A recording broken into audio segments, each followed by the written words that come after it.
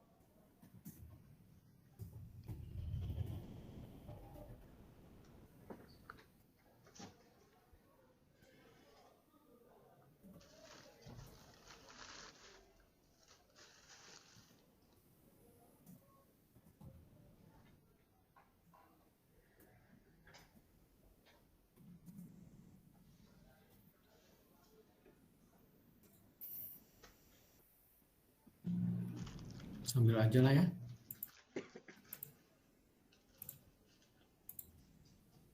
Belum foto ya.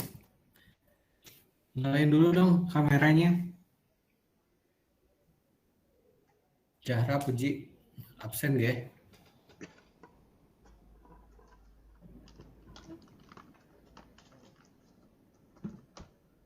Mana nih Zahra?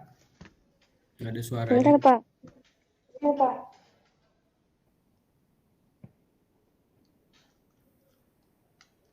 Puji, ini udah saya kasih belum ya? Apanya, Pak? Materinya belum kan? Saya lupa. Perawat profesional. Belum kayaknya, Pak. Belum ya? Oke ya, lihat sini dong, Puji dong. 1, 2, 3. Oke. Ya, bismillahirrahmanirrahim. Assalamualaikum warahmatullahi wabarakatuh. Selamat siang semuanya. Terima kasih sudah menyempatkan waktunya di sela-sela kesibukan kalian ya. Oke, hari ini saya mau ngasih materi tentang perawat profesional. Ini tuh sebetulnya ada 68 slide. Ada beberapa materi kuliah yang memang saya gabungin ke sini. Cuma nanti sekeburunya aja ya. Saya sih targetnya cuma sampai jam 2 doang sih sebetulnya. Nah, jadi nanti senyampainya aja. Nanti kalau sudah habis waktunya nanti kita terusin di lain kesempatan. Harusnya kan memang Sandy ya yang presentasi. Cuman tadi izin katanya harus ke rumah sakit. Mudah-mudahan dikasih kesehatan, kelancaran ya. Amin. Amin. Keperawatan itu ya kan, karena kan memang KDK ini memang dasar banget tentang keperawatan ini, jadi masih banyak teorinya ya. Praktek perawat itu ditentukan dalam standar organisasi profesi dan sistem pengaturan serta pengendaliannya melalui perundang-undangan keperawatan dimanapun perawat itu bekerja. Itu menurut PPNI, organisasi kita itu PPNI ya. Organisasi Profesi Keperawatan.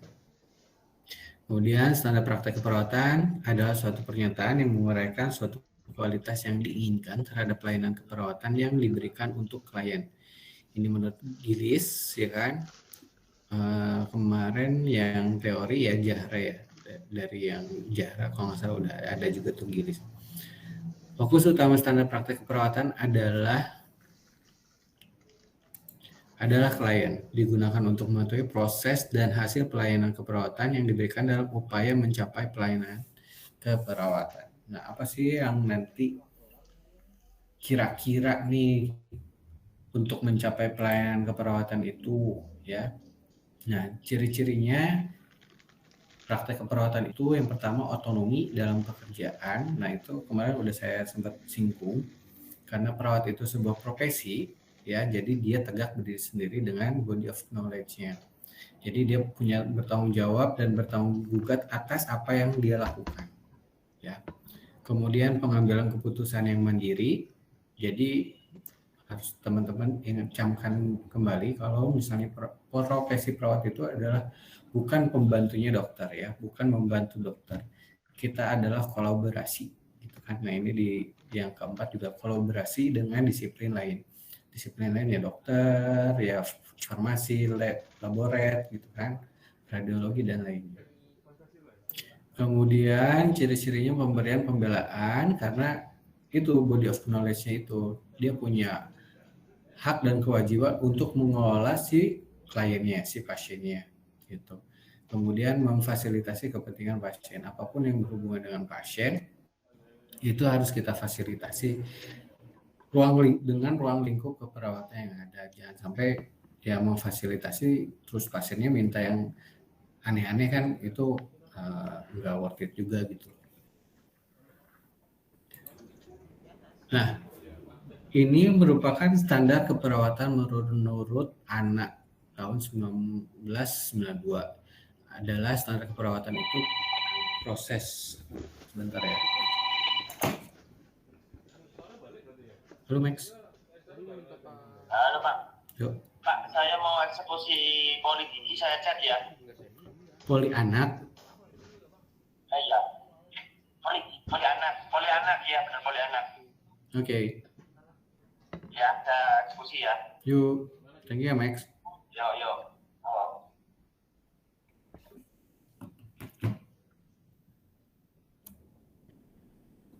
Yang pertama adalah pengkajian. Jadi ketika teman-teman nanti membuat asuhan keperawatan, prosesnya itu yang pertama adalah pengkajian. Ya, pengkajian itu perawat mengidentifikasi dan mengumpulkan data tentang status kesehatan klien. Kriteria pengukurannya, prioritas pengumpulan data ditentukan oleh kondisi atau kebutuhan klien saat ini.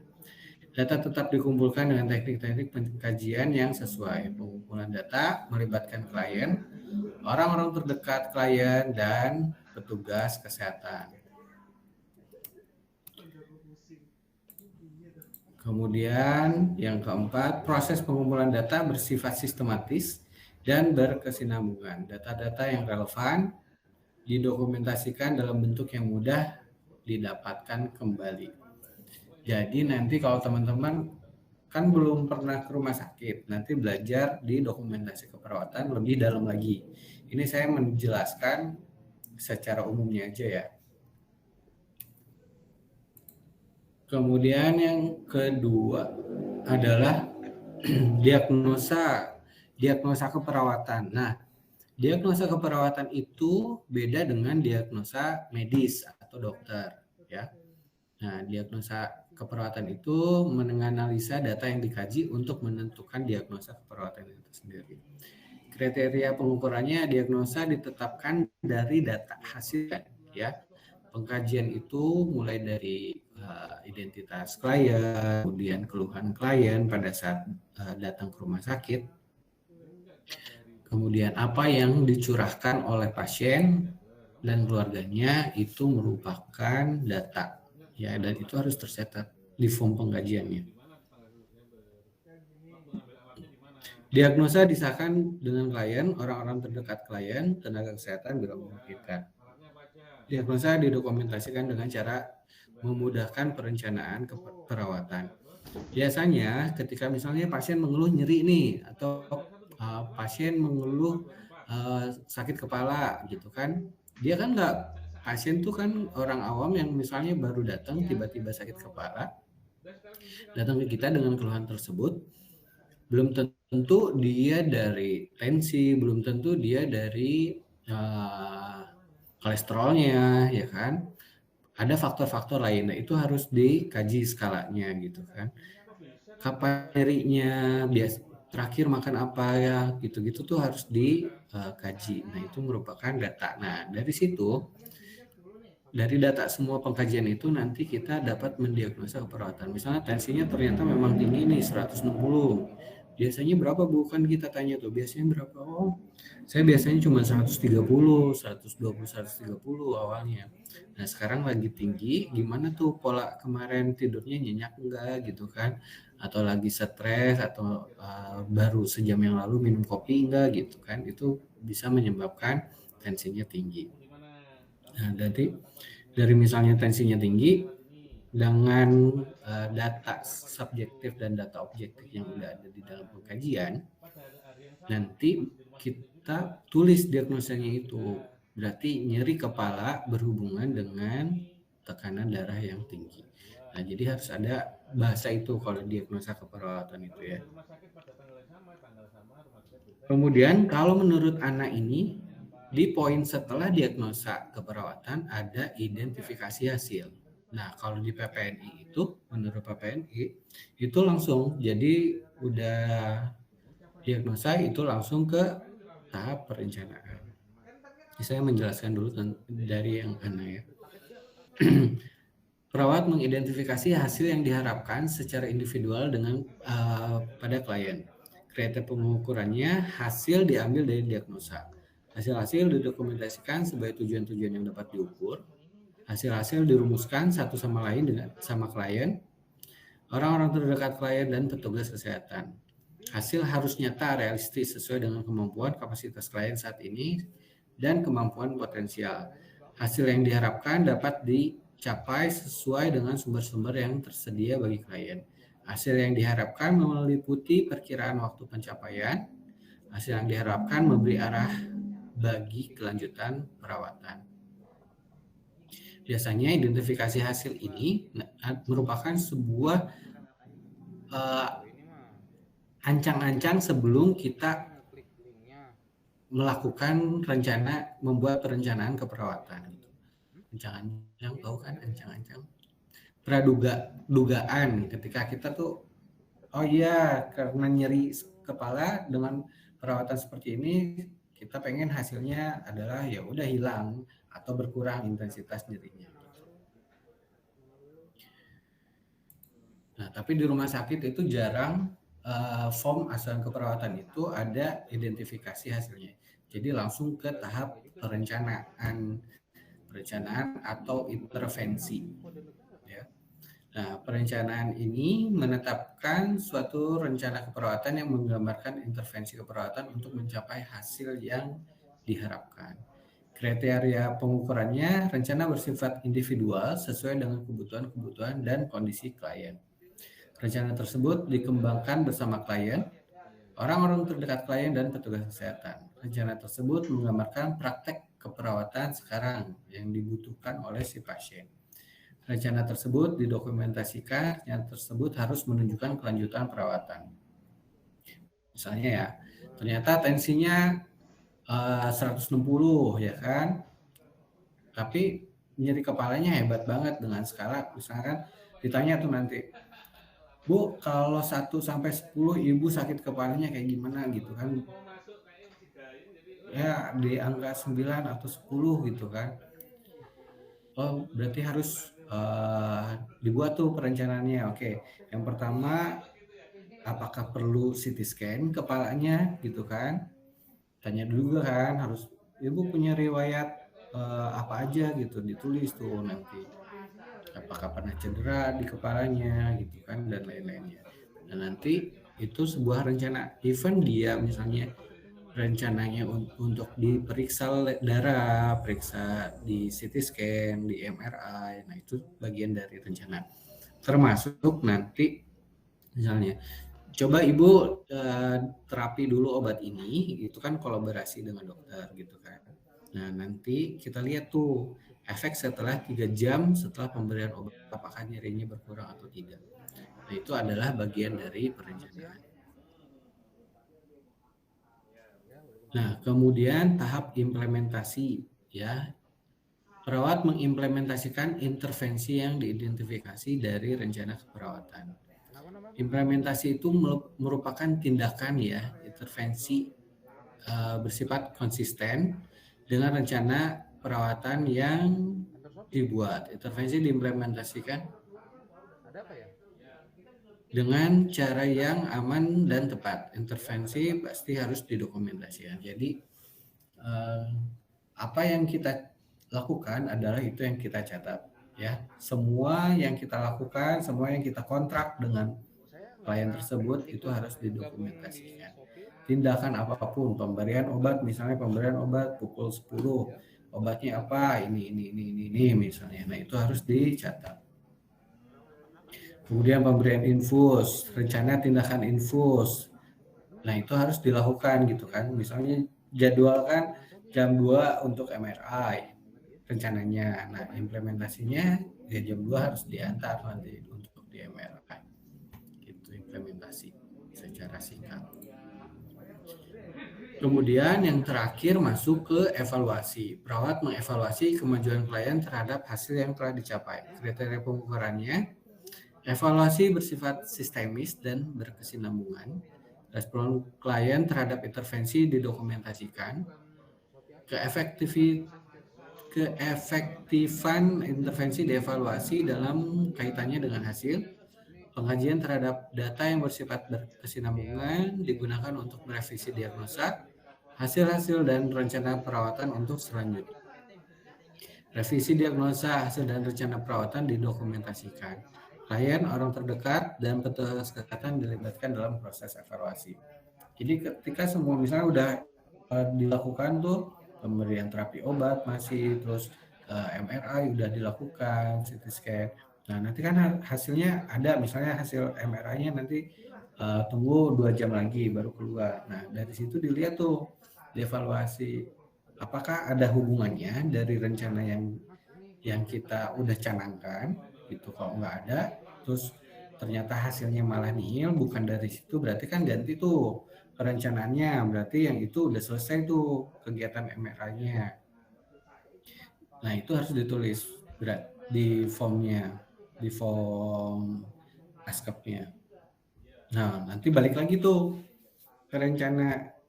Kira-kira kalau misalnya MRI udah nggak dikasih, obat masih sakit, terus apalagi tuh kalau misalnya untuk menghilangkan rasa sakitnya gitu, rasa nyeri kepalanya. Itu balik lagi ke perencanaan. Nah, itu fungsi dari evaluasinya. Gitu. Nah, karena kita belajar untuk menjadi perawat profesional itu bukan cuma sekedar S1 doang ya. Karena kita perawat itu yang diakui mulai dari D3 kan. Jadi kualitas perawatannya juga harus benar-benar terjaga. For your information, untuk informasi kalian, saya ketemu sama alumni Andakara baru lulusan 2002 di Subang gitu kan. Dia kepake banget saking profesionalnya. Dia dipercaya oleh pemilik rumah sakit untuk jadi asistennya ketika saat melakukan bedah gitu kan di ruang OK. Itu tuh cuman mau sama dia, itu saking profesionalnya. Jadi kualitas perawatannya itu tetap harus dijaga mutu ya. Perawat secara sistematis evaluasi kualitas dan keefektifan praktek perawatan. Kemudian yang kedua, standarnya penilaian kinerja. Perawat mengevaluasi praktek keperawatan dirinya sendiri dalam hubungannya dengan standar praktek profesional dengan peraturan yang relevan. Kemudian pendidikan, perawat mendapatkan dan mempertahankan pengalaman sekarang dalam praktek keperawatan. Untuk kesejawatannya, perawat memberikan kontribusi pada perkembangan profesi dari teman sejawat, kolega, dan yang lainnya. Secara etik, keputusan dan tindakan perawat atas nama pasien ditentukan secara etis. Jadi kalau di rumah sakit itu ada namanya komite etik, ya, komite etik keperawatan. Hal-hal yang bertentangan dengan norma-norma itu nanti tegurannya melalui komite etik dulu gitu. Nanti kalau misalnya sudah nggak bisa diarahkan oleh komite etik itu masuk ke SP-nya bagian perusahaan atau bagian core-nya HRD. Kemudian kolaborasi, perawat melakukan kolaborasi dengan pasien, kerabat lain, dan perawatan kesehatan dalam memberikan perawatan pada pasien. Riset juga, perawat menggunakan temuan riset dalam prakteknya. Kemudian yang kedelapan, penggunaan sumber. Perawat mempertimbangkan faktor-faktor hubungan dengan keamanan. Ya, tetap kalau misalnya kalian nanti pada saat praktek belum yakin gitu kan, untuk misalnya contohnya untuk pasang infus nanti merasa belum yakin. Nah, teman-teman tuh bisa tuh minta sama seniornya untuk didampingin gitu loh. Nanti untuk melakukan tindakan-tindakannya dengan sumber-sumber yang lain gitu loh. Selain perawat senior di ruangan juga bisa juga dengan dokter gitu kalau kalian belum. Kemudian manfaat standar praktek keperawatan ini, yang pertama praktek klinis. Praktek klinis memberikan serangkaian kondisi untuk mengevaluasi kualitas askep dan merupakan alat mengukur mutu penampilan kerja perawat guna memberikan feedback untuk perbaikan. Kok feedback nih gitu tulisannya? Yang kedua, administrasi pelayanan, memberikan informasi kepada administrator yang sangat penting dalam perencanaan pola staf, program pengembangan staf, dan mengidentifikasi isi dari program orientasi. Kemudian secara pendidikan keperawatan membantu dalam merencanakan isi kurikulum dan mengevaluasi penampilan kerja mahasiswa. Riset keperawatan, hasil proses evaluasi merupakan penelitian yang penemuannya dapat memperbaiki dan meningkatkan kualitas askep. Jadi standar praktek keperawatan itu adalah bisa juga kalau ada yang nanya proses keperawatan, yaitu standar praktek keperawatan atau askep, asuhan keperawatan. Nah, askepnya itu yang 5 sampai 6 tadi gitu, tergantung nanti acuannya dari mana gitu. Kemudian sistem pelayanan kesehatan, implementasi meningkatkan fungsi kerja tim kesehatan dalam mengembangkan mutu askep dan peran perawat dalam tim kesehatan sehingga terbina hubungan kerja yang baik dan memberikan kepuasan bagi anggota tim kesehatan. Jadi ruang lingkup perawatan itu di rumah sakit itu bukan cuma sekedar mengedukasi, merawat pasien gitu kan, tapi ada juga tugas-tugas lain kayak timnya K3, kesehatan, keselamatan pasien gitu kan, K3, keselamatan, kesehatan, keamanan pasien. Ada juga yang tim PI itu kan, pencegahan, penanggulangan infeksi.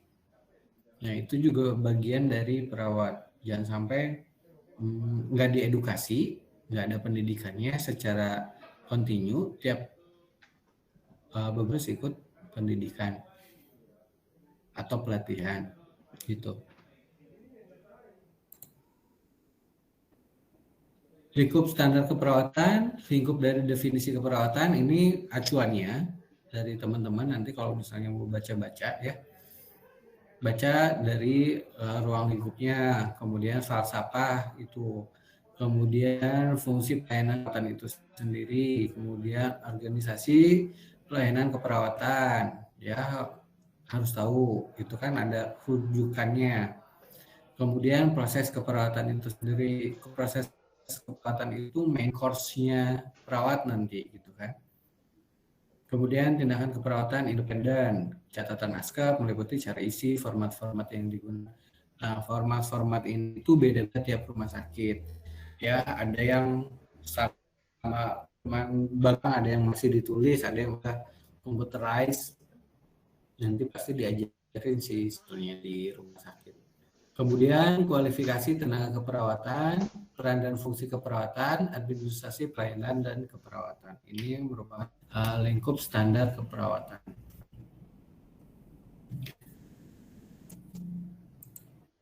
Oke, penerapan standar praktek keperawatan yang pertama struktur, falsafah, tujuan itu harus ada secara strukturnya, lingkup perawatan, peran dan fungsi, kualifikasi. Nah, misalnya dibutuhkan di rumah sakit itu ya biasanya dibutuhkan perawat minimal pendidikan D3 yang fresh graduate. Nah, itu tuh berarti kan kualifikasinya seperti apa. Kemudian organisasi dan administrasi pelayanan keperawatan, karena kita berhubungan, teman-teman nanti praktek berhubungan sama PPNI itu berarti harus mengembangkan DPP-nya itu sendiri, misalnya DPP Jakarta, Jababeka, nah itu ada DPP PPNI atau masuk ke PPNI pusat gitu. Kemudian fasilitas fisik dan perlengkapan. Ya, jangan sampai, kalau sekarang sih udah jarang ya penggunaan jarum suntik untuk 2 orang tuh udah jarang. Biasanya sekarang udah SPED itu 1 orang ya 1 doang gitu loh. Kalau dulu kan jarumnya memang dibuang, tapi siringnya itu masih bisa dipakai. Dulu masih kayak gitu, sekarang sudah enggak. Nah, itu mencoba untuk melengkapi sarana dan prasarana di rumah sakit. Kemudian insentif profesional dan finansial. Nah, teman-teman gini ya, kebayang teman-teman berapa sih gaji perawat? Ada yang tahu nggak? Enggak, Pak. Ada. Hah? Nggak tahu? Enggak.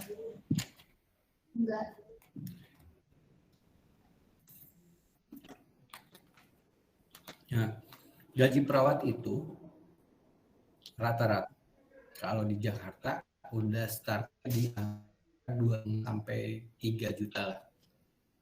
Kalau di daerah, kalau di rumah sakit saya itu startnya di angka 2,4. Startnya yang fresh graduate. Tapi kalau udah punya pengalaman, kemudian banyak pelatihan, nah itu nanti ada matrikulasi lain.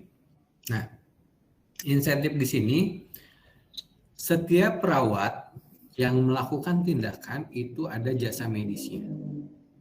Ya, namanya jasmed kalau di keperawatan atau di dunia tenaga kesehatannya.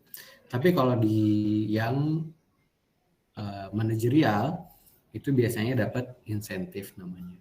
Itu jadi tiap kalian nyuntik itu dapat duit sebetulnya, meskipun even ya, 1 pasien misalnya tuh jasa medisnya. Nah, tapi 1 hari kan kalian bisa nyuntik berapa orang kan?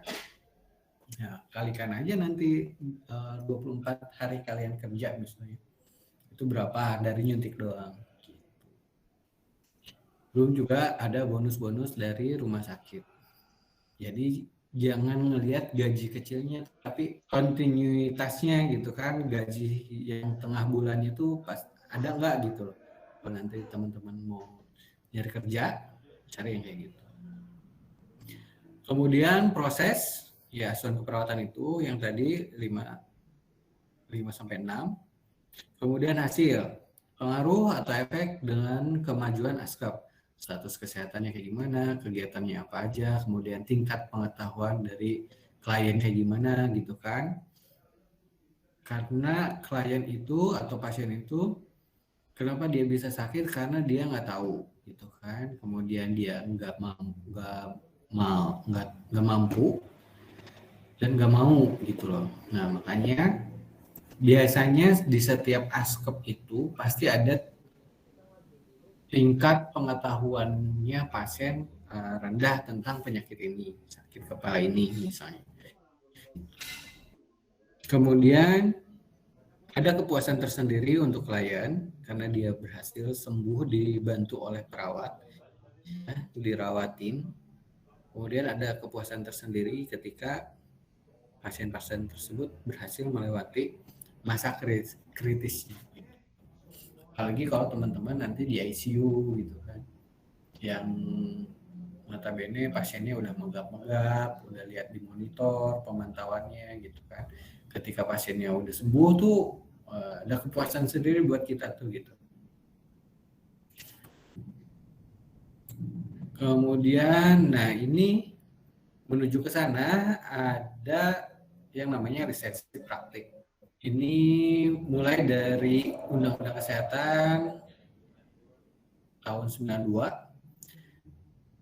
ayat penyembuhan penyakit dan pemulihan kesehatan dilakukan dengan pengobatan dan atau perawatan. Yang ayat ketiga, pengobatan dan atau perawatan dapat dilakukan berdasarkan ilmu kedokteran dan ilmu perawatan lain yang dapat dipertanggungjawabkan. Gitu. Biasanya di pelosok tuh jarang banget ada dokter.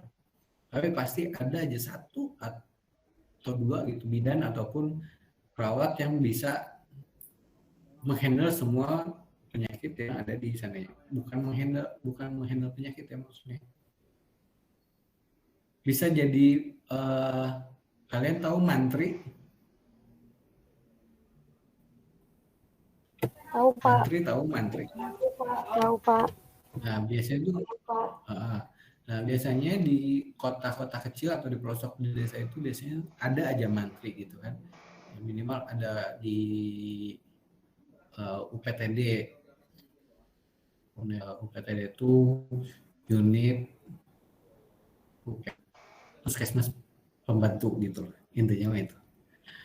Nah biasanya ada itu si perawat atau mantri itu atau si bidana itu jadi satu-satunya orang yang diandalkan untuk pelayanan kesehatan di sana, jadi rujukannya. Dan itu nggak jadi masalah karena nggak ada dokter ya. Asalkan dia bisa bertanggung jawab atas apa yang diberikan sama kliennya. Kemudian lisensi diberikan bagi perawat sesuai keputusan Menteri Kesehatan tahun 2000 tentang registrasi dan praktek perawat. Nah, dan sekarang itu berubah. Jadi nanti teman-teman kalau udah tingkat 3 nanti ada UKOM dulu, uji kompetensi sebelum kalian lulus sidang gitu kan. Kalau dulu kan sidang dulu, wisuda dulu, baru UKOM. Nah sekarang kalian tuh UKOM dulu, ya UKOM dulu nasional, kemudian baru kalau misalnya lulus ya udah lanjut sidang. Kalau nggak lulus ya berarti pemantapan dulu gitu kan. Nah, UKOM ini merupakan suatu proses untuk mengukur pengetahuan, keterampilan, dan sikap tenaga sesuai dengan standar profesi. UKOM ini bukan cuma ya apa namanya kayak ujian gitu, ujian negara gitu untuk dapetin sertifikat kompetensi. Nah, sertifikat kompetensi ini adalah pengakuan kompetensi atas hasil lulusan yang dengan keahlian dalam cabang dan atau memiliki prestasi di luar program studinya. Teman-teman nanti dapat form sertifikat kompetensi, kemudian kalian lulus punya ijazah, baru kalian harus terregistrasi gitu kan. Registrasi adalah pencatatan resmi terhadap tenaga kesehatan yang telah memiliki Serkom dan telah mempunyai kualifikasi tertentu lainnya serta diakui hukum untuk menjalankan praktek dan pekerjaan keprofesiannya. Nah, nanti setelah kalian regis, nanti kalian punya STR ya, surat tanda registrasi, yang merupakan bukti tertulis yang diberikan oleh Menteri kepada tenaga kesehatan yang telah diregistrasi. Udah dapat STR, udah boleh kerja belum?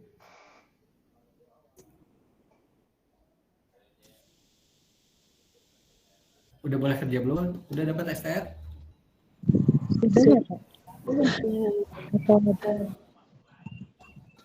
Sudah belum?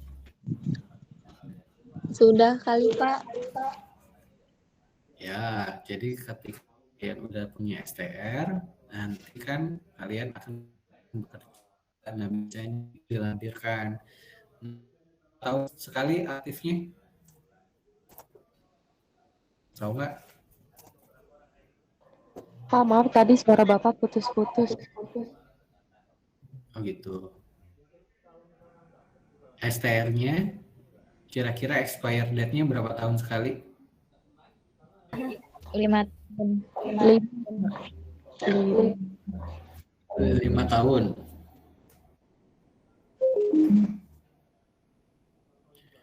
5 tahun sekali. Kayak SIM. Kalian punya SIM nggak? Punya. Punya motor baru ya, Sri?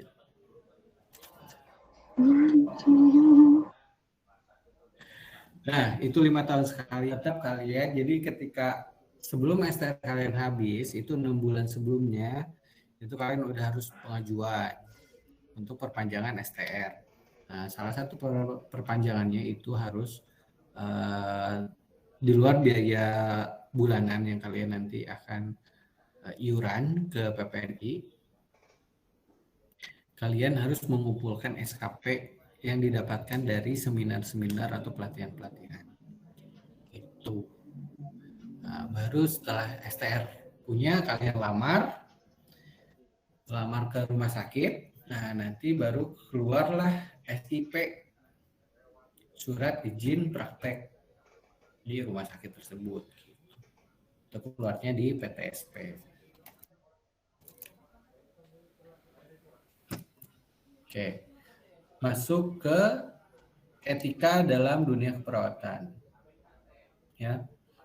Ada etika-etika yang harus kita jaga, ya. Even bukan di keperawatan juga kan. Tentu saja punya etika ketika menghadapi orang, ya. Nah, apa sih etika dalam keperawatan itu? Yang pertama adalah otonomi, kemandirian, kemudian yang kedua beneficent, berbuat baik, yang ketiga justice, yang keempat non-malfeasance, tidak merugikan, yang kelima veracity, kejujuran, yang keenam fidelity, menepati janji, kemudian yang ketujuh confidentiality, kerahasiaan, yang kedelapan akuntabilitas, kemudian yang ke-9 freedom, kebebasan, yang ke-10 advokasi. Ya. Nah, ini etika-etika yang harus kalian jaga ketika kalian merawat pasien. Nah, nanti kalian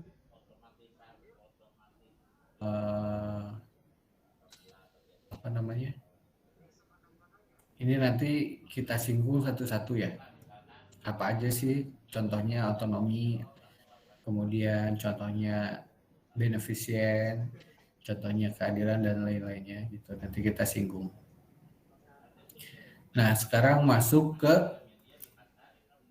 critical thinking.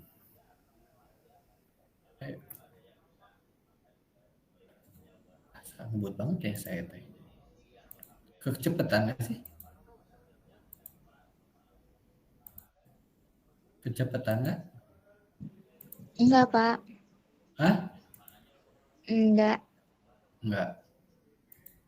Kalau saya kecepatan bilang ya. Iya, Pak. Nah, ini udah masuk ke materi yang selanjutnya ya. Ada berpikir kritis. Berpikir kritis bagi perawat merupakan suatu proses yang berjalan secara berkesinambungan, mencakup interaksi dari suatu rangkaian pikiran dan persepsi. Kritika berasal dari bahasa Greka yang berarti bertanya, diskusi, memilih, menilai, dan membuat keputusan. Sedangkan critical thinking ditunjukkan pada situasi, rencana, dan bahkan aturan-aturan yang terstandar dan mendahului dalam pembuatan keputusan.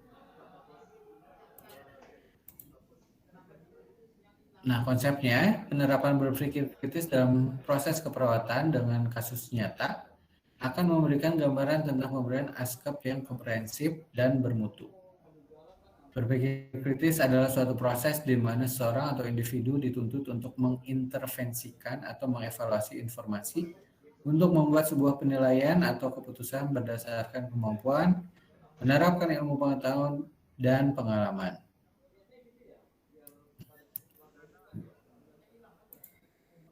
Berpikir kritis adalah pengujian secara rasional terhadap ide-ide, kesimpulan, pendapat, prinsip, pemikiran, masalah, kepercayaan, dan tindakan. Jadi berpikir kritis itu benar-benar komprehensif itu bersamaan, lihat dari segala aspek, ya, bukan cuma sekedar asbun gitu. Berpikir itu benar-benar harus sesuai dengan data, fakta, sama literatur yang udah ada, ya. Nah, bisa jadi kalau disinggung dengan pengalaman itu pasti beda-beda. Ada yang nggak sesuai dengan teori. Nah, kalian punya pengalaman, nah itu pakai, gitu kan. Hasilnya seperti apa? Baru tuh nanti teman-teman evaluasi lagi, dibuat perencanaannya lagi gitu. Berpikir kritis digunakan perawat untuk beberapa alasan. Yang pertama, mengikuti pendidikan ke jenjang yang lebih tinggi. Kemudian yang kedua, penerapan profesionalisme. Yang selanjutnya, pengetahuan teknis dan keterampilan teknis dalam memberi aspek. Berpikir kritis merupakan jaminan yang terbaik bagi perawat dalam menuju keberhasilan dalam berbagai aktivitas. Kalian bertindak dulu atau berpikir dulu? Berpikir dulu. Berpikir dulu. Iya.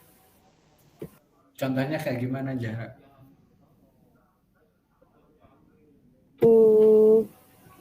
Ya kalau mau melakukan sesuatu, ya mau dipikir dulu kok, Pak. Misalnya mau pergi ke suatu tempat, gitu kan, Pak. Ya, di sana tuh mau ngapain dulu, kayak gitu. Oke, misalnya nih, singkat. Ada cowok yang nembak nih, mau dipikirin dulu atau langsung diterima? Pikirin dulu, Pak. Oh gitu ya. Takut salah pilih. Nah, hal itu juga berlaku ketika kalian membuat keputusan, berpendapat, berargumen. Jangan sampai asal nyeblak gitu kan. Bukan nyeblak, nyaplak. Nyeblak memakan seblak. Jangan nyablak gitu. Nah, berpikir kritis dalam keperawatan, di dalamnya dipelajari karakteristik, sikap, dan standar berpikir kritis. Analisis, pertanyaan kritis, pengambilan keputusan, dan kreativitas dalam berpikir kritis. Nah, rata-rata ya, ketika kita masih newbie masuk, misalnya karyawan baru yang masuk tuh, bukan senioritas di rumah sakit itu ya sebetulnya. Sebetulnya ada beberapa sih rumah sakit atau perawat yang masih senioritasnya masih tinggi, tapi sekarang tuh udah berkurang tuh. Kalau dulu zamannya masih ada di rumah sakit itu yang senior banget gitu, nenek kakeknya kalian yang perawat gitu. Nah itu tuh senioritas banget ke bawahnya tuh gitu. Tapi terlepas dari senioritasnya itu, karena mereka udah banyak pengalaman, dan pengalaman itu tuh membuat mereka makin pintar banget untuk berpikir kritis dalam semua tindakan. Jadi mereka tuh paham banget gitu loh. Dengan adanya kalian yang newbie itu nanti yang pendidikannya lebih tinggi, itu buat mereka adalah sebuah ancaman gitu. Namun kalian bisa menghandle itu dengan cara yaitu untuk kalian analisanya harus lebih tajam gitu kan, kemudian sikapnya harus lebih santun gitu, dan pengambilan keputusannya pun harus tepat gitu. Nah dengan hal itu tuh biasanya SPK tuh seniornya udah pasti akan baik sama kalian gitu loh. Tapi sekarang sih udah nggak ada sih yang SPK sebetulnya. Udah rata-rata D3 sih sebetulnya di rumah sakit.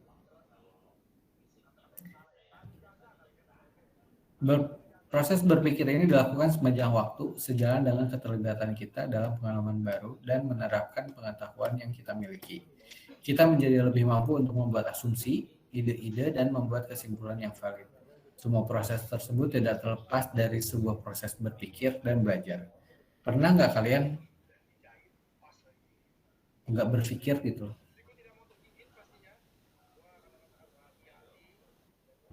Lagi pup aja kan berpikir ya? Lagi sholat juga kan kalian pasti berpikir, oh, iya lupa katanya cabenya belum dimasukin ke bumbu seblak. Kan pasti ada proses berpikir.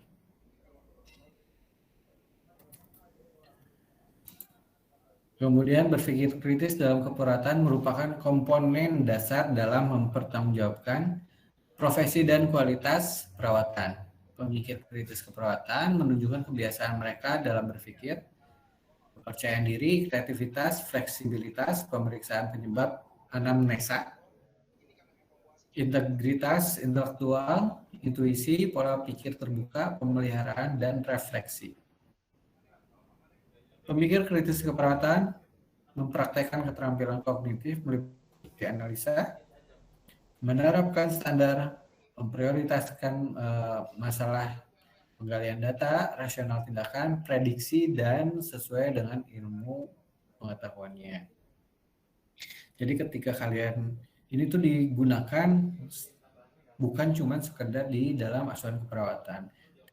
Setiap tindak tanduk kita ke klien, tindak tanduk kita ke teman sejawat, itu teman-teman harus tetap mempraktekkan berpikir kritis ini. Itu jangan sampai omongan kita juga kan bisa jadi lebih tajam dari silet. Jadi tetap harus berpikir dulu apa yang mau kita ucapkan, baru apakah menyakiti atau tidak ke teman kita, baru kita ucapkan. Kemudian yang kedua, karakteristik berpikir kritis yang pertama adalah konseptualisasi, yang artinya proses intelektual membentuk suatu konsep, sedangkan konsep adalah fenomena atau pandangan mental tentang realitas. Pikiran-pikiran tentang kejadian, objek, atribut, dan sejenisnya. Dengan demikian, konseptualisasi ini merupakan pikiran abstrak yang digeneralisasi secara otomatis menjadi simbol-simbol dan disimpan dalam otak. Ya. Yang kedua, rasional dan beralasan, artinya argumen yang diberikan selalu berdasarkan analisis dan mempunyai dasar kuat dari fakta, fenomena yang nyata. Tadi udah saya singgung. Yang ketiga, reflektif, artinya bahwa seorang pemikir kritis tidak menggunakan asumsi atau persepsi dalam berpikir atau mengambil keputusan, tetapi akan menjadikan waktu untuk mengumpulkan data dan menganalisisnya berdasarkan disiplin ilmu, fakta, dan kejadian. Ya, jadi jangan asal nyablak. Kemudian merupakan bagian dari suatu sikap, itu pemahaman dari suatu sikap yang harus diambil pemikir kritis akan selalu menguji apakah sesuatu yang dihadapi itu lebih baik atau lebih buruk dibanding yang lain. Yang selanjutnya kemandirian berpikir. Seorang pemikir kritis selalu berpikir dalam dirinya, tidak pasif menerima pemikiran dan keyakinan orang lain, menganalisa semua isu, memutuskan secara benar dan dapat dipercaya. Ya. Kalian mau masak aja berpikir kan? Bumbu-bumbunya apa aja, step-stepnya apa aja, ya kan? Nah, apalagi nanti ketika kalian untuk melakukan tindakan untuk menjahit, misalnya hacking, kalian kan berpikir nggak cuma sekedar ngambil alat-alat terus nyiapin ke pasiennya gitu kan? Tapi kan harus benar-benar kontrak dulu dari awal sama pasiennya, meskipun dalam keadaan darurat. Kemudian selanjutnya berpikir adil dan terbuka, yaitu mencoba untuk berubah dari pemikiran yang salah dan kurang menguntungkan menjadi benar dan baik. Yang ketujuh, pengambilan keputusan berdasarkan keyakinan. Berpikir kritis digunakan untuk mengevaluasi suatu argumentasi dan kesimpulan, mencipta suatu pemikiran baru dan alternatif solusi tindakan yang akan diambil. Karena kalian kan bukan lagi anak sekolah ya, satu SMA. Kalian bukan anak SMA lagi yang terus-terusan disuapin. Sekarang kalian adalah maha dari siswa-siswa. Jadi kalian harus mulai berpikir kritis gitu. Kalian banyak nanya itu lebih bagus, bukan menunjukkan kalau kalian nggak paham gitu loh. bukan menunjukkan kalau kalian itu bodoh gitu loh, tapi menunjukkan kalau misalnya itu adalah merupakan bagian dari proses belajar dan proses berpikir. Pusing nggak? Pusing nggak? Lumayan, Pak. Maya, berarti berpikir. Kalau nggak pusing berarti nggak berpikir.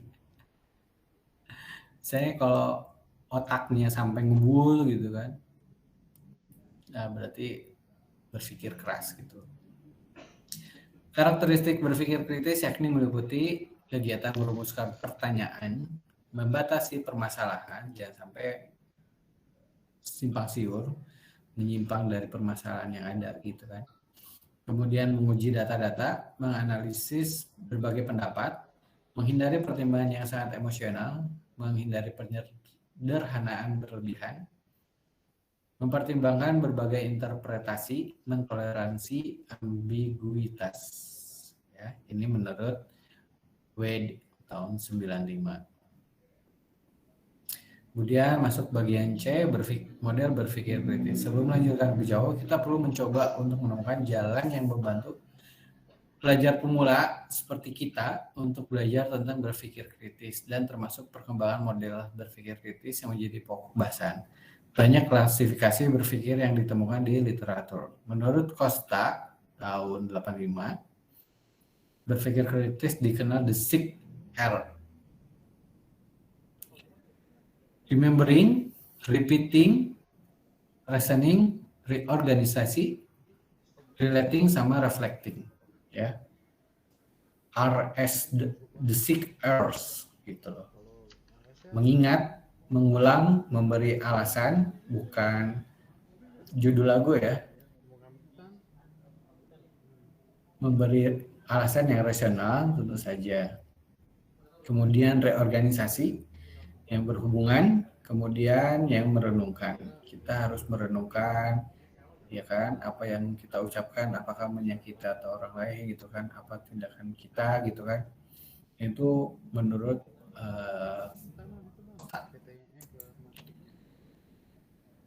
nah, ada juga yang model berpikir kritis yang disebut think. Total recall, jadi kita mengingat apa yang pernah diucapkan, apa yang pernah dipelajari kan. Kemudian habits, kebiasaan-kebiasaan kita, inquiry, new ID, kemudian knowing of your thing. Nah, total recall berarti kita mengingat fakta atau mengingat di mana dan bagaimana untuk mendapatkan fakta ketika diperlukan. Data keperawatan bisa dikumpulkan dari banyak sumber, yaitu pembelajaran di dalam kelas, informasi dari buku, segala sesuatu yang perawat peroleh dari klien atau orang lain. Data klien dikumpulkan dari perasaan klien. Kemudian dari instrumen, darah, urin, feses, dan lain sebagainya. Ini title recall, kita mengingat kembali. Gitu kan. Jangan mengingat kenangan gitu kan, tapi mengingat kembali ilmu-ilmu yang pernah didapatkan. Termasuk dari klien juga itu merupakan total recall gitu. Kita mengingat kembali fakta-fakta yang udah pernah terjadi. Contoh pertanyaan, berapa nomor extension IGD? Pasti kalau kalian udah hafal gitu kan, kita tinggal ingat gitu. Oh, nomor si IGD ini 001 misalnya. Kemudian di mana alamat RS di rujukan terdekat? Karena kalian udah hafal, udah hatam kan, tinggal ingat aja, oh jalan ini gitu kan. Kemudian berapa HB Tuan A 2 jam pos operasi dan trombosit gitu. Nah, ini pasti di recall gitu, total recall gitu. Nah, karena kan jadi fokusnya ketika kalian menghadapi pasien itu akan kalian fokuskan gitu kan, gimana caranya supaya nggak nyablak kalau ada pertanyaan. Dan main course-nya itu misalnya contohnya HAP, ternyata dia bleeding, pendarahan. Jadi kan kekurangan darahnya, HB-nya yang kurang gitu kan. Nah, Itu kan ada tuh kebutuhannya berapa, trombosit itu kebutuhannya berapa gitu, normalnya. Nah biasanya ketika operan sama dokter lagi visit itu nemenin dokter tuh biasanya ditanya HB-nya berapa, trombositnya berapa. Nah nggak usah dilihat lagi sama status karena kalian udah hafal, nanti udah di recall ketika kalian dapat data hasil dari tuan B dari lab, itu biasanya kalian udah hafal harusnya. Kemudian apa sih yang perlu dipelajari? Yang pertama, bagaimana menjawab pertanyaan tersebut tepat dan cepat.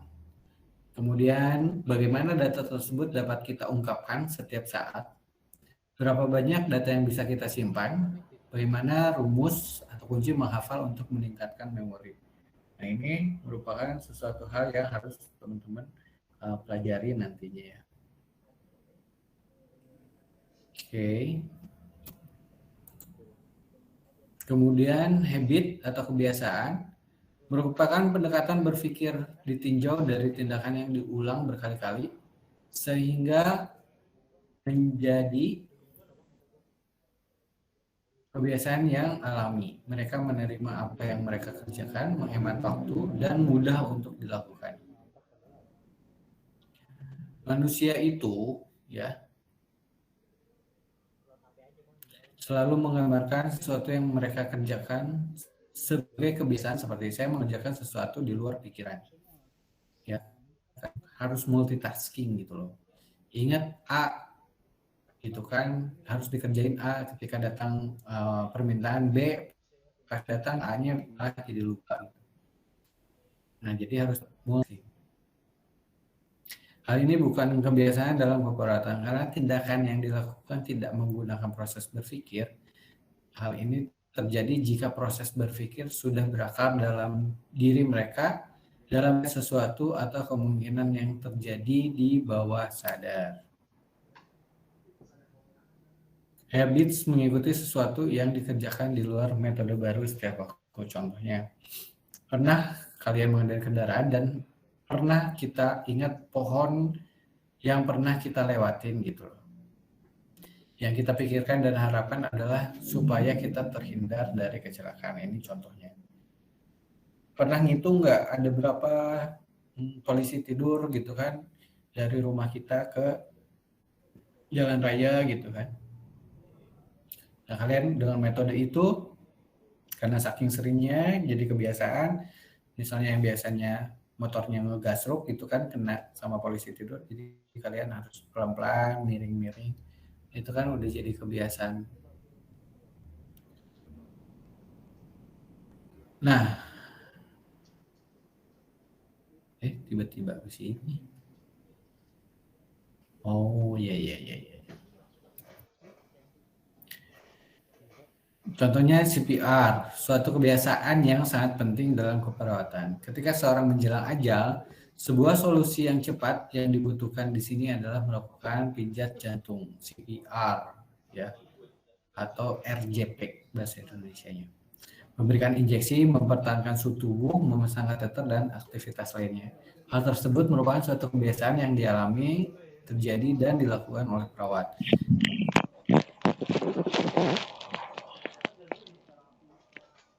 Ya, Sri.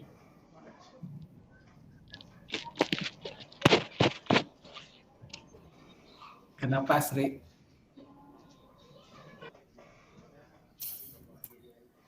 Ya, maaf Pak, lupa matiin suaranya. Okay.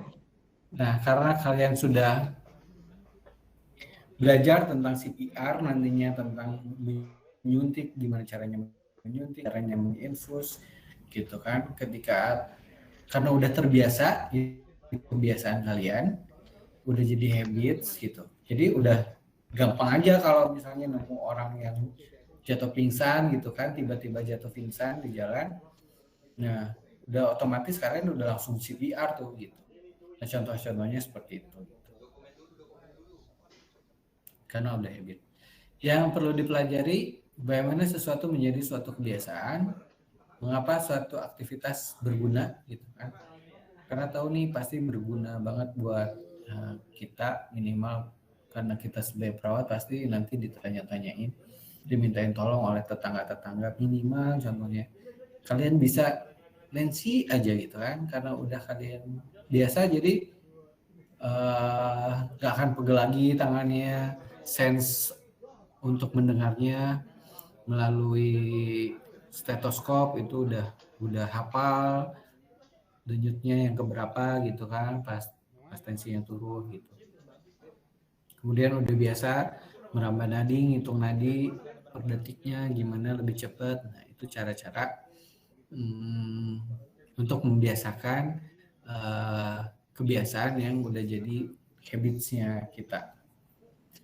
Cara apa yang terbaik untuk mengembangkan kebiasaan? Nah, nanti juga kalian berinovasi pada diri sendiri. Oh, misalnya kan harusnya hitung pernafasan sama nadi itu 1 menit dalam 1 menit perhitungannya. Oke, berarti bisa nih hitung setengah menit untuk nadi, setengah menit untuk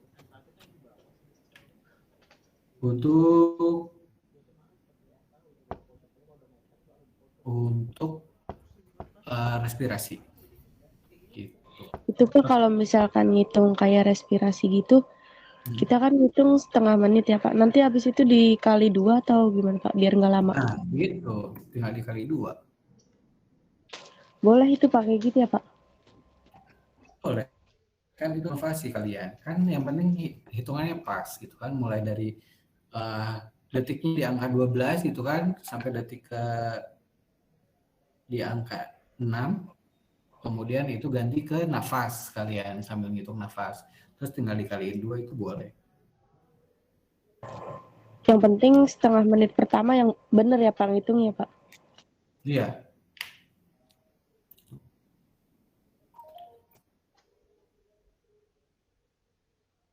Oke. Ada lagi yang mau ditanyain? Ini kita Sudah. masih sisanya masih setengahnya. Ini baru 38 slide. Kita lanjutin nanti ya. Iya Pak. Oke, hari ini cukup sekian. Mohon maaf, saya juga ada kegiatan lain. Ya, kita ketemu lagi nanti minggu ke. Udah pertemuan berapa ya Mas Alif ya ini ya? Setelah UTS. Nggak setelah UTS? Ini setelah UTS ketiga Pak kalau nggak salah Pak. Oh ketiga, berarti kita ada 3 pertemuan lagi. 3 pertemuan lagi sebelum UAS ya. Saya pengennya nanti di akhir pertemuan itu kita praktek standar ya. Udah bisa ke kampus belum ya kalian ya? Asik, kita praktek Pak. Ayo Pak, praktek aja Pak. Ya, nanti praktek dasar aja di satu pertemuan terakhir ya, biar kalian punya bekal. Mau Pak, mau. Ya. Kita ketemu tanggal 13 berarti ya. Sandy bisa ya tanggal 13 ya. Nanti saya kabarin. Oke, tanggal 13. Tanggal 13 bulan depan ya Pak? Ya, bulan depan. Tanggal 20-nya kita praktek. Tanggal 27-nya kita udah UAS. Ya. Oh, berarti tanggal 20-nya Pak ya? Iya, 20 praktek. Ya, insya Allah. Nggak ada libur kan? November kan? Nggak ada Pak. Oke deh. Sekian ya dari saya. Mudah-mudahan bermanfaat. Harusnya bermanfaat buat kalian. Kalau kalian pusing, rasa pusing berarti kalian berpikir. Itu aja sih singkat. Oke, titip salam buat keluarga, tetap jaga kesehatan. Assalamualaikum warahmatullahi wabarakatuh. Waalaikumsalam warahmatullahi wabarakatuh. Selamat Terima kasih siang. Pak. Ya. Pak.